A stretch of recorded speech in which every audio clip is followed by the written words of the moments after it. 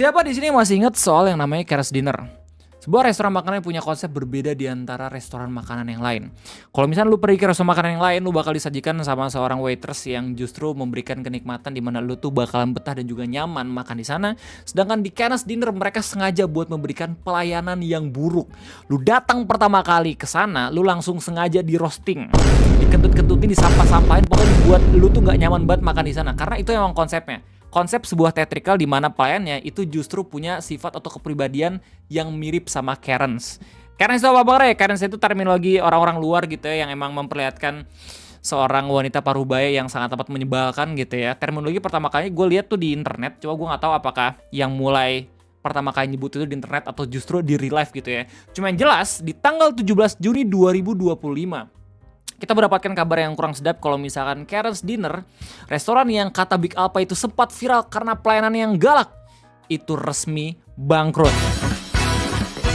Ya, as expected, maksudnya ini juga udah sempat dibahas kan sama Om Raymond Chin gitu ya, sebelum pada akhirnya ini diinformasikan bangkrut gitu secara internasional di tahun 2023 itu juga sempat bangkrut di Indonesia. Buat lo sebenarnya nggak tahu, jadi Karen's Dinner ini udah ada dari tahun 2021. Tempat pertama yang emang ngebuat restoran ini ada tuh di Australia, kemudian mereka ngebuka cabang gitu ya. Terus ketika ngebuka cabang termasuk di Indonesia di tahun 2022 gitu. Di tahun 2023-nya nggak sempat 6 bulanan atau 1 tahunan gitu, akhirnya Karen's Dinner tutup. Karena mungkin secara konsep, terus abis itu secara budaya dan etika itu mungkin berbeda gitu ya antara Australia dengan negara-negara yang lain. Dan ketika gue cari tahu berita ini, gue langsung coba buat konfirmasi dan ternyata udah ada juga beritanya di media massa CNN dengan judul Karen's Dinner bangkrut dan tutup permanen per akhir Juni 2025. Yang lucunya ketika gue cari tahu kabar tentang Karen's Dinner bangkrut, orang-orang di Twitter itu masih menganggap kalau misalnya yang bangkrut itu cuma Indonesia doang.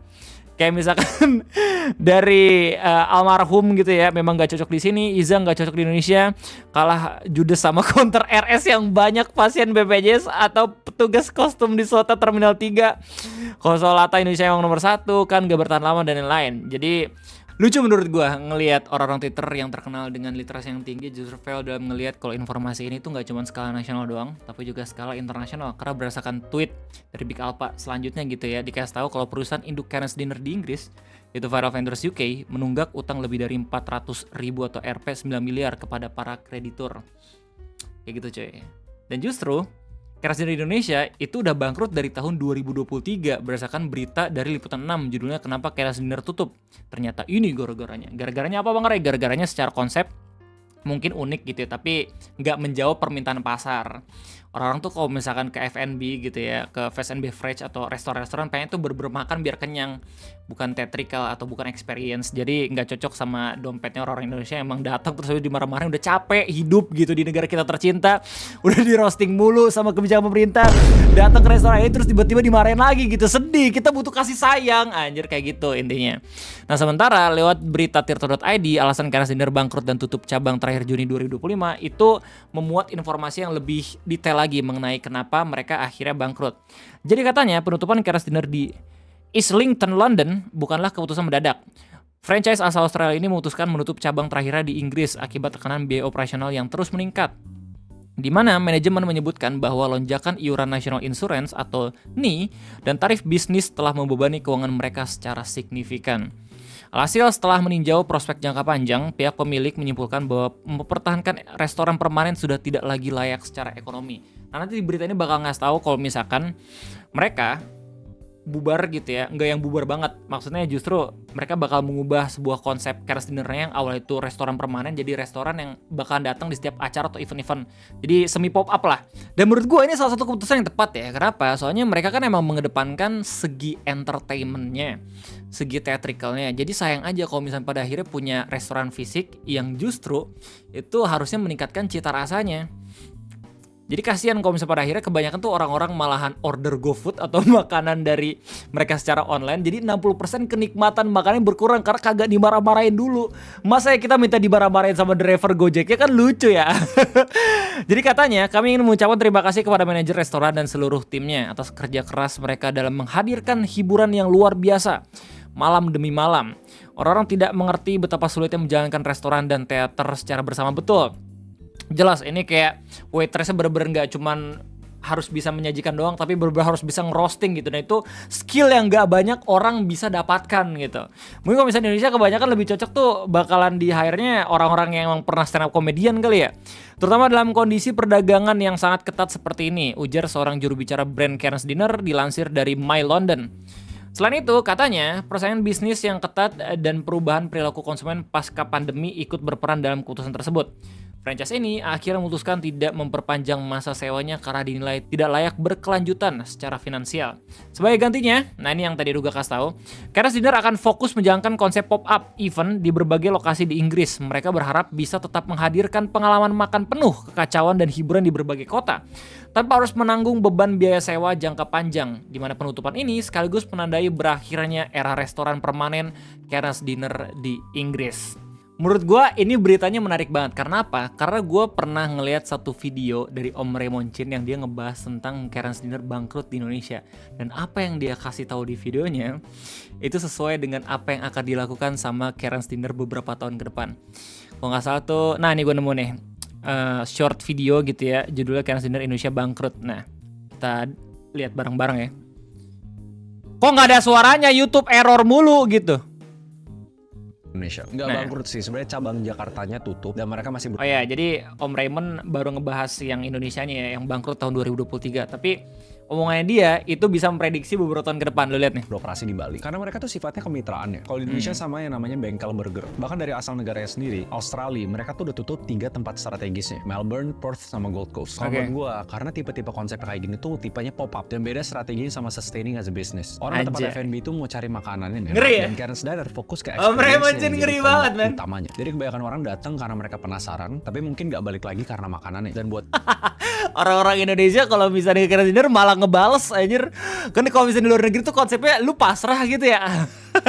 Di Indonesia malah dibales kayak adu kodam, gila keren banget. bisnis F&B, that's not good. Dan mungkin jalannya tepat, itu plan mereka. Keren's Dinner on tour, bakal ngunjungin di kota-kota seluruh dunia, tapi di periode yang singkat, karena memang fokus ke experience. Ini menurut gue salah satu smart way ya, untuk mitigasi virality yang cepat naik dan cepat turun. Tapi kalian sendiri pernah nggak datang ke Keren's Dinner? Menurut kalian mereka bakal sustain? Iya, gue masih belum pernah ke Keren's Dinner. Soalnya dari gue sendiri gitu, dari POV gue, kenapa gue gak pengen dateng? Karena gue pengen lebih disayang daripada di roasting aja. Gue udah muak dengan kehidupan gue yang selalu di roasting sama dunia gitu. Anyway, itu omongannya Om Raymond Chin. Dan buat lo semua yang penasaran kenapa pada akhirnya Keren's Dinner di Indonesia tahun 2023 itu bangkrut, karena ada beberapa orang yang menganggap di internet lebih mirip ospek kampus. Jadi di beritanya dikasih tahu kalau misalnya Keren's Dinner di Indonesia itu justru lebih ngerasa masih eksperimen lah. Mereka ngerasa yang bener-bener masih dalam tahap belajar gitu katanya. Gue sih belum pernah datang gitu, tapi komentar-komentar di berita ini dikasih tahu gitu ya. Nanti kita bakal sama-sama baca. Sedangkan kalau misalkan buat orang-orang yang udah nyobain Keren's Dinner gak coba di Indonesia doang, tapi juga di luar negeri, itu mereka katanya lebih luas lagi dalam ngerosting.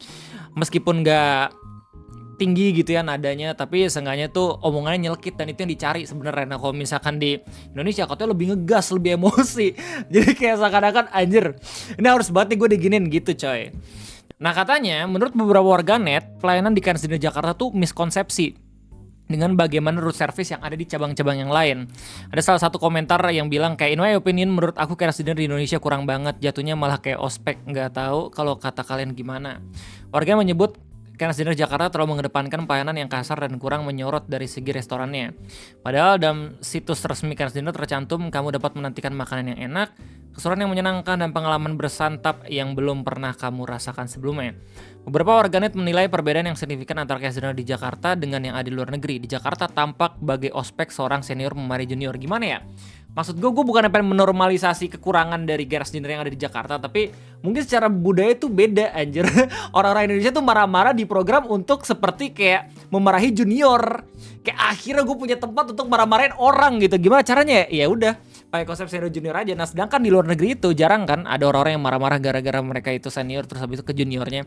Lebih korporatif lah. Jadi mereka punya pandangan yang lebih luas untuk ngerosting tuh kayak gimana gitu, nggak harus bentak-bentak, tapi justru pakai kata-kata yang nyelekit aja udah lebih dari cukup kayak gitu. Nah kan di luar kan ada ngomongnya biasa aja, tapi kata-katanya bikin nyelekit. Nah ini yang tadi gua kasih tahu. Di kita malah riuh segala gebrak-gebrak meja, tapi kata-katanya biasa aja, nadanya doang yang ditinggiin. Lanjut warganet. Nah ada langsung perbandingannya ya sama Keren's Dinner di Australia. Lantas bro, warganet menjabarkan bagaimana pelayanan Chaos Dinner yang ada di luar negeri keren loh. Maksudnya tuh ada beberapa orang yang mereka itu nyobain hampir semua cabang Chaos Dinner anjir. Bener-bener into banget sama hal-hal yang berbau mayo cheese. Tidak hanya membranding pelayanan kasarnya saja, karena di luar memang meyakinkan pelanggannya bahwa makanan mereka emang enak. Kalau lihat Chaos Dinner Aussie, mereka dari awal udah yakin dengan brandingnya. Lo boleh kasih red jelek, tapi makanan kami enak dan 100% fun. Dan lo akan rela diapain saja demi mendapatkan pengalaman ini, tulis akun Twitter. Sementara kita kayak masih cek pasar. Segini orang masih tersinggung gak ya, dan lain-lain, dia menambahkan. Adapun akun tersebut menjabarkan kalimat yang ada di situs Chaos Dinner menekankan bahwa restoran tersebut memang jual makanan. Ini bukti bahwa di balik branding mereka yang kasar, kita sebagai pelanggan juga bisa ngerti bahwa mereka tuh emang jual makanan, gak cuma sekedar gimmick kayak gitu. Nah, yang beda itu nggak cuman dari pelayanan juga roastingan para waitersnya, tapi justru budaya orang-orang Indonesia yang datang justru kalau misalnya di roasting malah ngelawan balik. Itu makin seru lagi, dan justru secara tekanan mental ya pelayan-pelayan yang emang Chaos Dinner di Indonesia itu kayak makin banyak lagi bebannya gitu coy. Nah katanya di Chaos di luar negeri para pelanggannya hanya menertawakan tingkah pelayan yang jutek pada mereka. Namun di Indonesia pelanggan melawan balik celotehan pelayan Chaos Dinner. Hal tersebut dapat dilihat melalui unggahan terbaru akun TikTok. Tampak ada pelayan yang membentak pelanggan yang kemudian oleh pelanggan tersebut dibentak kembali. Kalau di Indonesia mah dilawan-lawan, kalau di luar mah just joke, tulis seseorang di kolom komentar. Kayaknya malah jadi perang asli kalau di Indonesia, konsepnya gak keserap sama masyarakat, tulis akun lainnya. Seperti itu aja informasi yang bisa gue sampaikan mengenai bangkrutnya Chaos Dinner gitu, yang ditandai dengan penutupan cabang mereka di London. Silakan tulis segala macam tanggapan kalian di kolom komentar. Menurut gue ini video dan juga informasi penting gak penting. Gak penting buat lu semua yang gak peduli, dan penting buat lu semua yang emang kepikiran buat buka bisnis F&B atau restoran. Jangan sampai lu cuma mengedepankan dari segi entertainmentnya aja gitu, tapi lu juga harus mengedepankan dari segi cita rasanya. Karena bisnis F&B cuy, makanan justru orang tuh bakalan baik lagi ketika tahu kalau misalnya makanan tuh khas dan juga enak gitu. Sekali lagi, gue cuma bisa ngasih itu doang. Jadi terima kasih banyak udah nontonin. Sampai jumpa lagi di next video ngopi. Gue undur diri, sehat-sehat semuanya. Sampai jumpa.